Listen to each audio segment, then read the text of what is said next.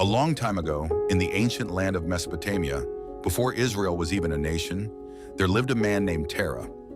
His name isn't as famous as his son Abraham's, but his story is woven right into the beginning of God's plan for humanity. And if we take the time to look closely, Terah's life has some surprising lessons for us today. Terah was born in the city of Ur of the Chaldeans, one of the great cities of its time. Ur was bustling with trade, filled with temples, idols, and false gods. Religion was everywhere, but the one true God was not known or worshipped. Terah was the father of 3 sons, Abram, who would later be known as Abraham, Nahor, and Haran. But tragedy struck early. Haran, one of Terah's sons, died young in Ur, leaving behind his own children, including a son named Lot. This family loss would shape Terah's story in a big way. One day, something stirred in Terah's heart. Maybe it was grief. Maybe it was the voice of God beginning to move in his family's story. Whatever it was, Terah made a bold decision.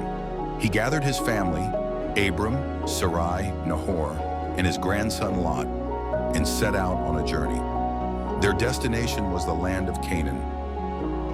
Now, we don't know exactly why Terah chose Canaan. The Bible doesn't give us the details, but what we do know is this. God's bigger plan for Abram began with Terah's decision to step out of Ur. But as Terah and his family traveled, they reached a place called Haran, and there they stopped. The Bible tells us plainly, they set out for Canaan, but when they came to Haran, they settled there. Terah never made it to Canaan. He lived out the rest of his days in Haran and died there at the age of 205. It was only after Terah's death that God spoke clearly to Abram, saying, "Leave your country, your people, and your father's household, and go to the land I will show you." And that was the beginning of the story we know so well, the story of Abraham, the father of faith. But we can't overlook this part. Abram's journey started with Terah. Terah took the first steps out of Ur. Terah made the decision to leave behind the idols and the culture of his homeland. Even though he stopped short, his move set the stage for God's promises to unfold. So what can we learn from Terah's life? First, every story matters. Terah isn't a household name like Abraham or Moses, but his choices impacted history. Your story, even if it feels small, can shape generations after you.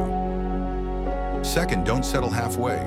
Terah started toward Canaan, but he stopped in Haran. We're not told why. Maybe it was comfort, maybe it was grief, maybe it just felt easier to settle. But the lesson is clear. Sometimes God calls us forward, and the temptation is to stop halfway. Don't settle where God has called you to keep going. Third, God can work through unfinished journeys. Even though Terah didn't finish the journey, God's plan didn't stop.